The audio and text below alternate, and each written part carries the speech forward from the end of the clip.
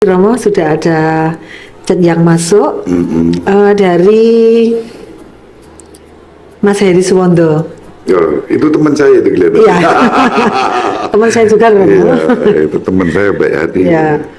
Selamat pagi, berkah dalam Romo. Selamat pagi Mas Heri. Ya, izin bertanya. Ya.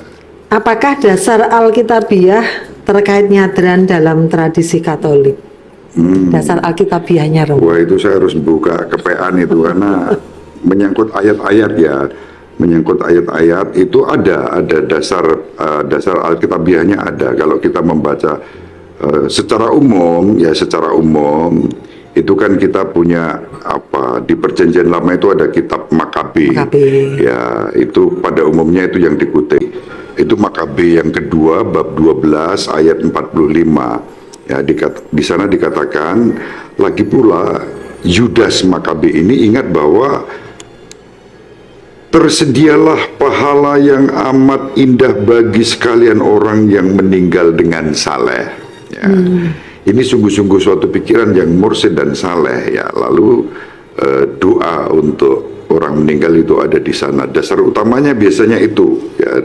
Kemudian 2 Makabe bab 12 ayat 38 sampai 45, khususnya ayat 42 dan 45. Kalau di Perjanjian Baru kita membaca surat Santo Paulus kepada Timotius yang kedua bab 1 ayat 16 sampai 18.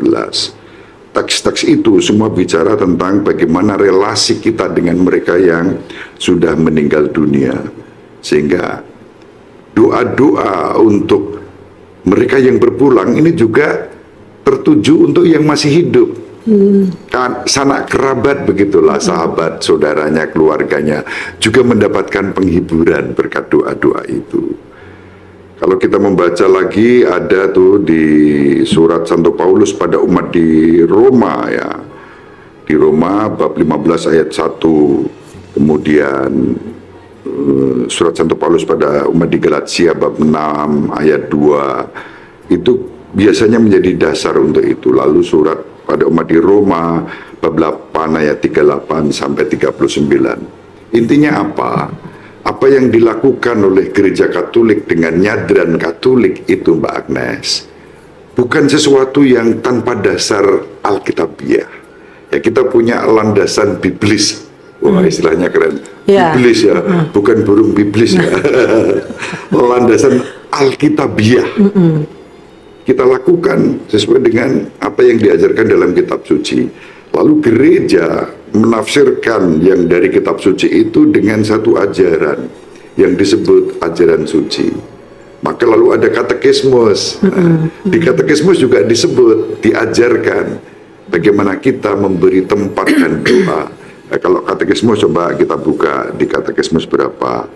Kita punya di kompendium katekismus gereja Katolik nomor 211, itu kaitannya dengan jiwa-jiwa yang di api penyucian tadi. Kemudian kita punya di kompendium katekismus nomor 210 di atasnya ya, masih juga tentang api penyucian. Lalu di katekismus gereja Katolik ya, itu juga diterangkan kaitannya dengan doa yang sebetulnya nggak usah nunggu November, itu sebetulnya sudah kita lakukan.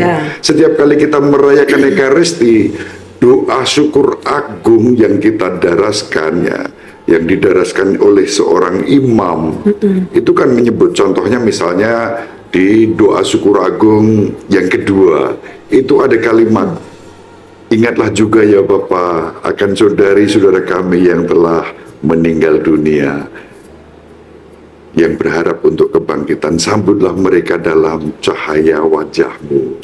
Itu doa. Dan yang bagus di doa syukur agung itu tidak dikatakan untuk mereka yang berpulang, yang beragama Katolik, yang mengimani Kristus, enggak ya.